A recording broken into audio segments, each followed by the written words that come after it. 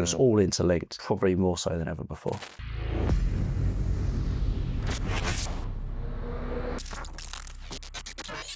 Hi there, and welcome to From Ideas to Results. I'm joined by Ryan, part of our SEO team here at Sleeping Giant Media, and we're going to be exploring all the things that are happening in the world of SEO. First one is AI citations in Bing Webmaster Tools. Quite an interesting development, this one. Very exciting. I think it's one of those things that, although it's come from Bing, I think hopefully this is going to be a sign of things to come for the way that we can start to see the actual search engines themselves providing information. What's the problem at the moment? Like, what are we seeing in terms of AI, and what's the actual challenge here? Yeah, so the problem we have with AI is really understanding the true visibility of how you're being cited properly, what websites and what pages are being shown, what queries are being searched. Because if you try to optimize for a particular keyword like you would have used to, that no longer tracks anymore with the way that people converse with an AI. It's about visibility at this point. Yeah. So it's about making sure that you're both able to trust the AI, or the AI is able to trust you, but also that you can understand how you are appearing with these questions that people are asking, and they could be in a myriad of different ways that they could be asking. So it's all about now understanding that visibility side of the data. And a lot of the time we're relying on third-party tools,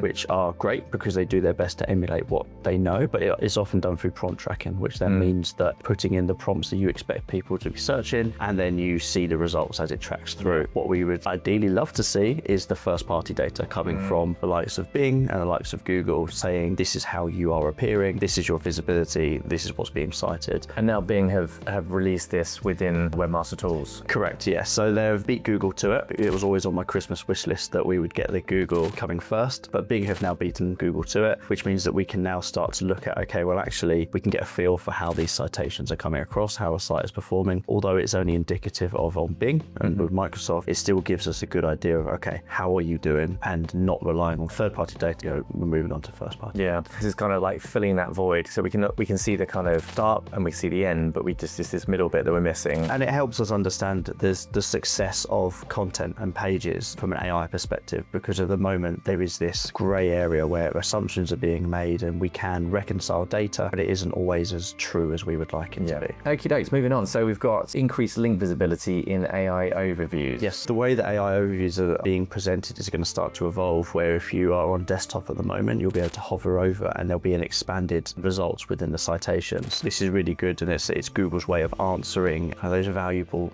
positions, really. It starts to add more value to the sources that are being cited, but it also allows us from a human perspective to actually sense check the information that's coming through. So we can look in there and say, actually, this is the page that's referencing this. Do I trust that? Do I not? So it's Google kind of showing their workings a little bit. Exactly. It's like, here's your answer that I've provided, but I've synthesized it from here. But also, I guess it now makes it really more rewarding to be featured in there, whereas before it may not have been that rewarding. 100%. And I think that this is where they're now moving back to try and encourage some of those more clicks to come through, because we've obviously seen a massive shift where visibility has gone up from an AI perspective, but clicks have decreased, especially on those top positions. So this is an aim then to kind of rewards having that good content and that good position, and then also encouraging that user to click through onto that citation and then progress with the journey that they would have done historically. Yeah, okay. So ultimately, as you said, rewarding that person investing in content, whereas before it was almost like, well, what's the point? Because actually, do I get any,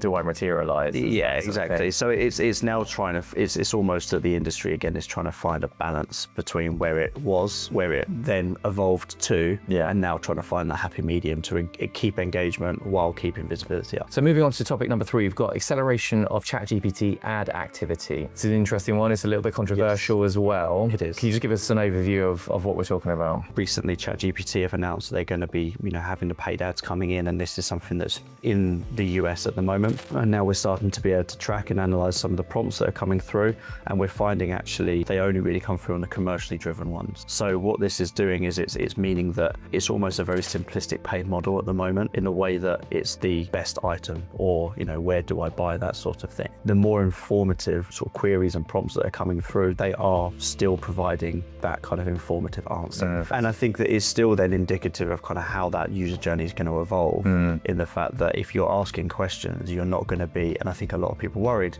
inundated with ads kind of popping up as you go through. At the moment, it's very much that intent is matched to the paid. So if you're all looking like you're ready to buy, you will see that paid ad, because in theory, that's not an intrusive ad. That may change and it may evolve. And it's interesting because I know that Google's model actually is a bit more sophisticated and looks at a broader set of signals to almost provide products slightly higher up in the funnel process to be like, oh, have you thought about this? Which, as long as they do that well, super exciting. And I think it's about, again, striking that balance between earned positioning and then the right context that's behind it. So you don't want it to be jarring. It needs to be sensibly placed. From an SEO standpoint, we have to understand where that's going to sit and which terms, because when we're then considering the prompts that we're tracking, we also need to consider that some prompts might dip down if they are commercially charged, let's say, but then we might still see the informative ones continued. And we talked about this already, but like it's really bringing SEO, paid, data, everything's all of it together. Come together. And I think that's probably the biggest takeaway really, is that, and we're fortunate within the agency to work for this already, but all of the teams now have to work so closely together.